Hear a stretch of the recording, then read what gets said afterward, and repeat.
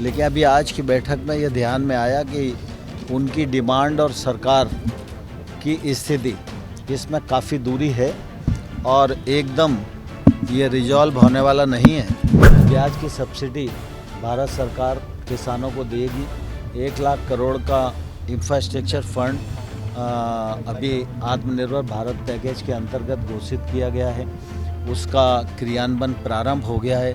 थोड़े दिन में लोगों को उसका लाभ मिलने लगेगा। किसानों के मन में ये शंका थी कि शायद नए एक्ट आ रहे हैं तो उससे एमएसपी को कोई खतरा हो सकता है। मैं आपके माध्यम से आम किसान बंधुओं को यह बताना चाहता हूँ, हमारा यह नया जो कानून है यह न तो एमएसपी को प्रभावित करता है न एपीएमसी को प्रभावित करता है। और दीपावली का मौसम है, दीपावली के समय पर हर व्यक्ति अपने घर आना चाहता है, तो निश्चित रूप से पैसेंजर ट्रेन और गुड्स ट्रेन दोनों को एक साथ ही चालू करना चाहिए। आज विज्ञान भवन में पंजाब के किसान यूनियन के नेताओं की बैठक भारत सरकार ने आमंत्रित की थी। इस बैठक में हमारे भारत सरकार के रेल मंत्री माननीय पीयूष गोयल जी, हमारे राज्य मंत्री माननीय सोम प्रकाश जी, कृषि सचिव, कृषि मंत्रालय के अधिकारीगण, पंजाब सरकार के अधिकारीगण और यूनियंस के नेतागण उपस्थित हुए। काफ़ी लंबी चर्चा हुई और यूनियंस के लोगों ने अनेक विषय हम लोगों के सामने रखे। हम लोगों ने उन विषयों पर चर्चा की और चर्चा करने के उपरांत यह तय हुआ कि यह चर्चा अभी और जारी रहेगी। चर्चा सौहार्दपूर्ण वातावरण में थी और सभी लोगों ने गंभीरता से अपनी बात रखी। सरकार का पक्ष भी हम सब लोगों ने रखा। लेकिन अभी आज की बैठक में यह ध्यान में आया कि उनकी डिमांड और सरकार की स्थिति इसमें काफ़ी दूरी है और एकदम ये रिजॉल्व होने वाला नहीं है। इसलिए मैंने उन्हें आग्रह किया कि वो लोग लगातार हम लोगों के साथ बैठें और हम लोग सभी कृषि के क्षेत्र में काम करने के लिए और कृषि को समृद्ध बनाने के लिए प्रतिबद्ध हैं और आप उससे सीधा लाभान्वित हो, एक दूसरे के पूरक हैं। इसलिए हम लोगों को बार बार बैठकर विचार करते रहना चाहिए। तो मैं धन्यवाद देना चाहता हूं सभी यूनियंस का कि वो आए और अच्छे माहौल में उन्होंने चर्चा की।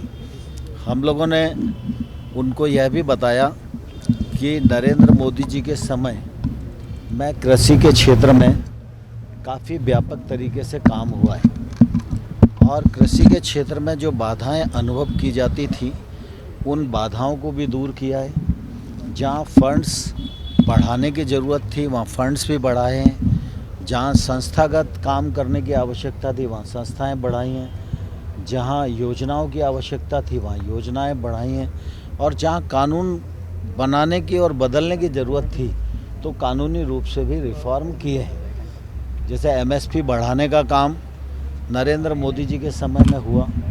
10,000 एफपीओ बनाना, उन पर 6,850 करोड़ रुपया खर्च करना, यह नरेंद्र मोदी जी के नेतृत्व में काम शुरू हुआ। इससे 86% जो छोटे किसान देश में उनको इसका लाभ मिलने वाला है।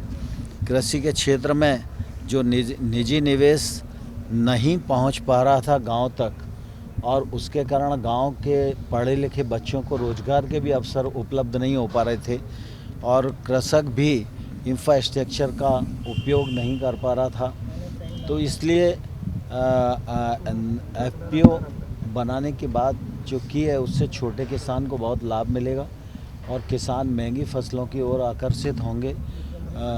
किसान को नई टेक्नोलॉजी मिलेगी, अच्छा बीज मिलेगा, अच्छा पेस्टिसाइड मिलेगा, कानूनी मंच मिलेगा और इसके माध्यम से निश्चित रूप से वो अपनी माली हालत सुधार सकेंगे और एफपीओ 2 करोड़ रुपए तक का लोन भी ले सकते हैं प्रोसेसिंग के लिए, जिस पर 3% ब्याज की सब्सिडी भी भारत सरकार प्रदान करेगी और वो 2 करोड़ से ऊपर भी ले सकते हैं, लेकिन 2 करोड़ तक ब्याज की सब्सिडी भारत सरकार किसानों को देगी। 1 लाख करोड़ का इंफ्रास्ट्रक्चर फंड अभी आत्मनिर्भर भारत पैकेज के अंतर्गत घोषित किया गया है। उसका क्रियान्वयन प्रारंभ हो गया है। थोड़े दिन में लोगों को उसका लाभ मिलने लगेगा। इन सब योजनाओं और कार्यक्रमों के माध्यम से निश्चित रूप से आने वाले कल में किसानों के जीवन स्तर में एक अच्छा बदलाव आएगा। जहाँ तक नए कानूनों का सवाल है, मैं समझता हूँ किसी को उसमें संदेह नहीं होना चाहिए। नरेंद्र मोदी जी की सरकार गांव, गरीब और किसान की सरकार है। यह सरकार हमेशा किसानों के लिए प्रतिबद्ध रही है, आज भी है और आने वाले कल में भी रहेगी। किसानों के मन में ये शंका थी कि शायद नए एक्ट आ रहे हैं तो उससे एमएसपी को कोई खतरा हो सकता है। मैं आपके माध्यम से आम किसान बंधुओं को यह बताना चाहता हूँ, हमारा यह नया जो कानून है यह न तो एमएसपी को प्रभावित करता है न एपीएमसी को प्रभावित करता है। इस कानून के माध्यम से किसान को अनेक विकल्प मिले और किसान के लिए जो फ़ायदा होगा उस विकल्प पर चलकर वो अपना रास्ता तय कर सकता है और अपनी फसल के वाजिब दाम प्राप्त कर सकता है। ये सुविधा इन कानूनों के माध्यम से उन्हें प्राप्त हुई है और एमएसपी जारी रही है और अब आने वाले कल में भी जारी रहेगी। इस बार भी खरीफ की फसलों का प्रोक्योरमेंट गत वर्ष से बहुत अधिक हुआ है और पंजाब में तो बहुत अधिक हुआ है। रबी की फसल का एमएसपी बुआई से पहले हम लोग घोषित कर चुके हैं। इसलिए एमएसपी के प्रति सरकार की प्रतिबद्धता मैंने लोकसभा और राज्यसभा में भी दोहराई थी। माननीय प्रधानमंत्री जी, हमारे राष्ट्रीय अध्यक्ष जगत प्रकाश नड्डा जी, उनने भी समय समय पर इस बात को कहा है। इसलिए इस मामले में कोई शंका किसी को होनी नहीं चाहिए। दूसरा जो विषय प्रमुख रूप से ट्रेन्स का है, तो ट्रेन्स के मामले में हम लोगों का ये आग्रह था कि आपको अनुकूल वातावरण देना चाहिए और इससे पंजाब का ही फ़ायदा होने वाला है। पंजाब के किसानों को कल यूरिया पहुंचना है तो ट्रेन से पहुंचेगा, खाद्य सामग्री पहुंचनी है तो ट्रेन से पहुंचेगी और जम्मू कश्मीर, लद्दाख, वहाँ मिलिट्री को, जनता को जो सब राशन पहुंचना है उसका माध्यम भी एक ट्रेन ही माध्यम है। और दीपावली का मौसम है, दीपावली के समय पर हर व्यक्ति अपने घर आना चाहता है, तो निश्चित रूप से पैसेंजर ट्रेन और गुड्स ट्रेन दोनों को एक साथ ही चालू करना चाहिए।